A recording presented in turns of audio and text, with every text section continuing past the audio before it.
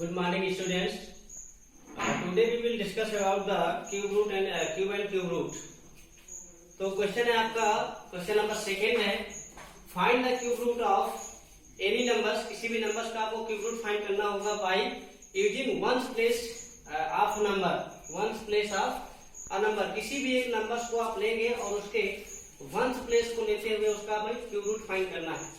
तो पहले हम चेक कर लेते हैं कि किस नंबर का क्यूब क्या होता है, किसकी यूनिट डिजिट में क्या आता है, किसकी जो भी आप क्यूब करते हैं या क्यूब रूट लेते हैं तो उन दोनों में से यूनिट डिजिट में कौन सी नंबर आती है। जैसे आप 0 का क्यूब करेंगे तो क्या आएगा, 1 का क्यूब करेंगे तो क्या होगा, 2 का क्यूब करेंगे तो क्या होगा।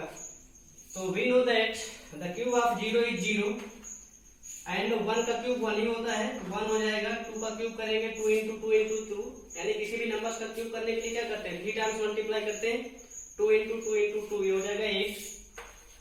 इस तरह से 3 का करेंगे तो 27, 4 का करेंगे तो 64, 5 का होता है 125, 6 का होता है 216, 7 का होता है 343 और 8 का होता है आपका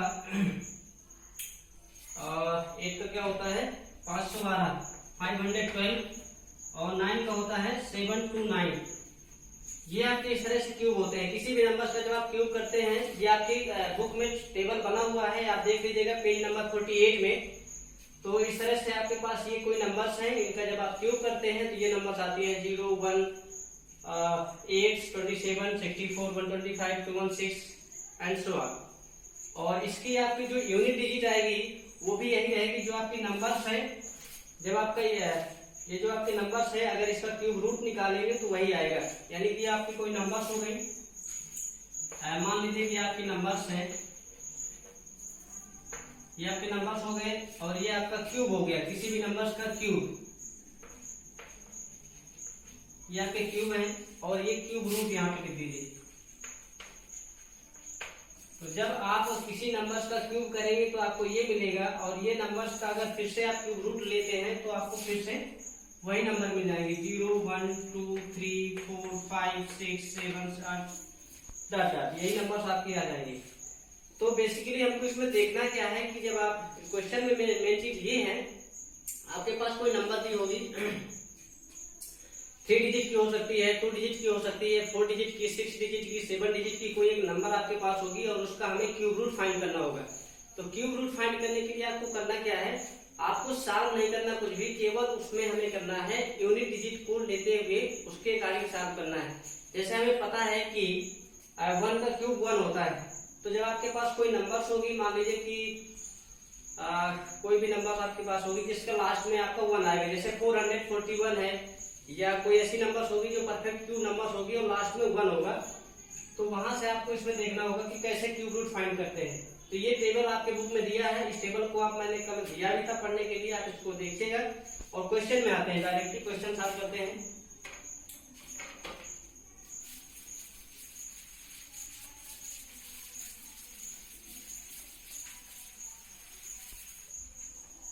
फर्स्ट क्वेश्चन है आपका 3375।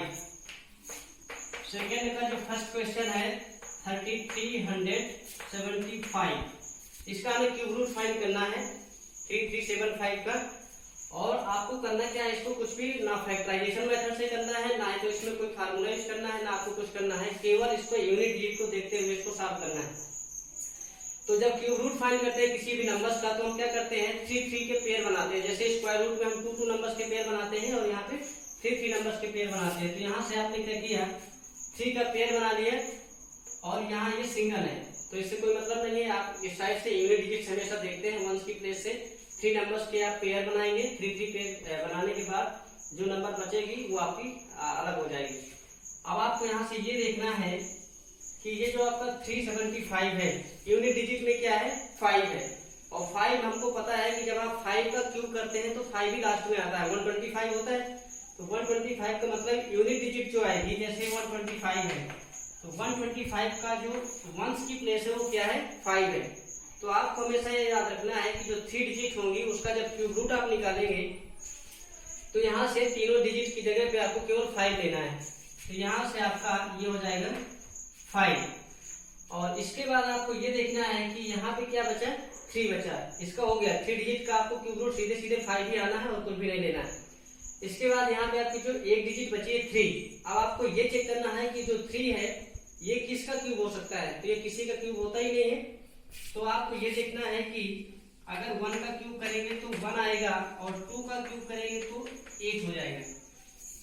तो इन दोनों के बिटवीन होगा, ये 1 के क्यूब के और 2 के क्यूब के दोनों के बिटवीन होगा 3।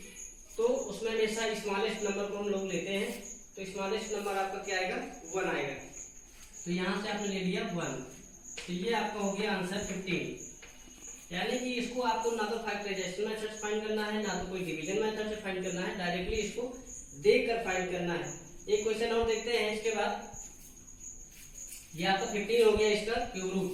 3 नंबर्स का पेयर बनाया और जिसका पेयर नहीं बनेगा उसको सिंगल ले लेंगे। फिर उसके बाद इस तरह से आप चेक करेंगे कि किसके बिटवीन होगा, 1 के, 2 के, 3 के, 4 के, और जो स्मॉलेस्ट नंबर होगी उसी को हम ले लेते हैं। ये आपको हो गया फर्स्ट। इसी का एक और देखते हैं, हम लोग देख लेते हैं सी नंबर। इसी का 3rd नंबर है सी में 19,683। 19,683। एक बार और चेक कर लीजिएगा, यही क्वेश्चन है, ठीक है। अब हमें इसका क्यूब रूट फाइंड करना है, तो हम क्या करेंगे, क्यूब रूट फाइंड करने के लिए 3 नंबर्स का पहले यूनिट डिजिट से पेयर बनाएंगे। तो ये आपका 3 का पेयर बन जाएगा और ये 2 का पेयर बन जाएगा। अब हमें ये चेक करना है कि लास्ट डिजिट जो 3 है वो किसकी क्यूब में आती है, किस नंबर का क्यूब करने पर लास्ट में 3 आता है।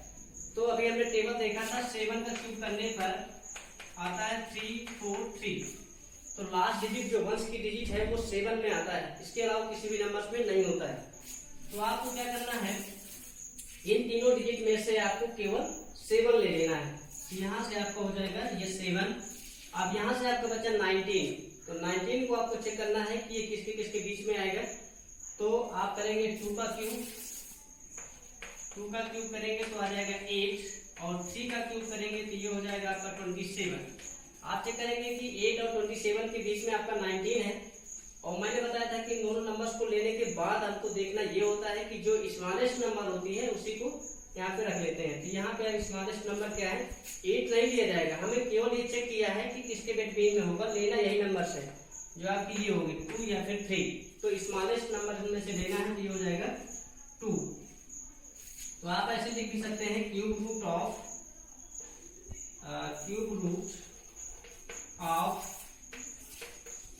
19,683 इज 27। यानी कि इस नंबर का जो क्यूब रूट आएगा वो 27 आएगा। तो इस तरह से आप इसके सारे क्वेश्चन आप सॉल्व कर लीजिएगा। अब नेक्स्ट क्वेश्चन नेक्स्ट वीडियो में सॉल्व करेंगे। Thank you.